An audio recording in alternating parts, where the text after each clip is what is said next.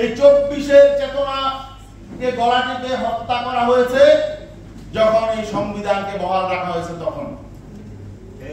আজকে নতুন বিতর্ক হচ্ছে যে নির্বাচন কিভাবে হবে, নির্বাচন নিয়ে বিতর্ক হচ্ছে যে নির্বাচন সংবিধানের বাইরে যাওয়া যাবে না। তাহলে বর্তমান সরকার কোন পদ্ধতিতে আছে? যদি সংবিধানের আলোকে নির্বাচন হতো তাহলে তো পরবর্তী 3 মাসের মধ্যে, যখন অন্তর্বর্তীকালীন সরকার ক্ষমতায় নিল, 3 মাসের মধ্যে নির্বাচন হওয়ার কথা ছিল। অতএব এখন সেই কথা বলে লাভ নেই, বাঙালিকে হাইকোর্ট দেখাবেন না। নির্বাচনের মধ্য দিয়ে যদি নতুন বাংলাদেশ বিনির্মাণের স্বপ্ন বাস্তবায়ন না হয়, এমন নির্বাচন বাংলাদেশের মানুষ গ্রহণ করবে না। আমরা বারবার প্রতারিত হতে চাই না। 47 পরবর্তী প্রতারিত হয়েছি, 71 পরবর্তী প্রতারিত হয়েছি, এই 24-এর অভ্যুত্থান পরবর্তী আমরা প্রতারিত হতে চাই না। আমরা নতুন বাংলাদেশ বিনির্মাণ করতে চাই। আমরা সে আবার 72-এর সংবিধানে অতীত 53 বছর যেভাবে জিজ্ঞাসার রাজনীতি, প্রতিহিংসার রাজনীতি চলেছে, এই রাজনীতি আমরা ফিরে যেতে চাই না।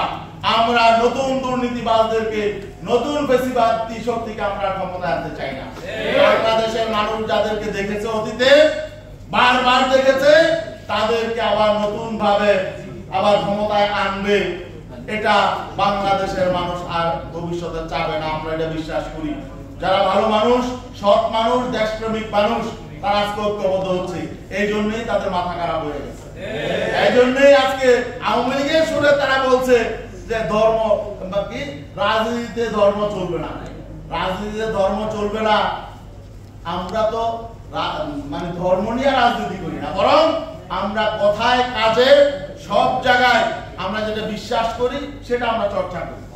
আমরা বাংলাদেশকে ইসলামের সুমহান আদর্শের আলোকে, যেহেতু বাংলাদেশের মানুষ অতীতে বৈষম্যের শিকার হয়েছে, জুলুম নির্যাতনের শিকার হয়েছে, এর থেকে উদ্ধারের জন্য আমরা মনে করছি একমাত্র ইসলামের সুমহান আদর্শের আলোকে যদি আগামী দিনে রাষ্ট্র পরিচালিত হয়, সকলে সেখানে এখানে নিরাপদ থাকবে, সকলের অধিকার প্রতিষ্ঠা হবে, বৈষম্য মুক্ত হবে, জাতি ধর্ম সকলে তাদের অধিকার ফিরে পাবে এবং 24-এর চেতনা বাস্তবায়িত হবে। এই জন্য 24-এর চেতনা, 24-এর অভ্যুত্থানের চেতনাকে বাস্তবায়ন করতে হলে এই চেতনা যারা ধারণ করে তাদেরকে রাষ্ট্র ক্ষমতায় আসতে হবে।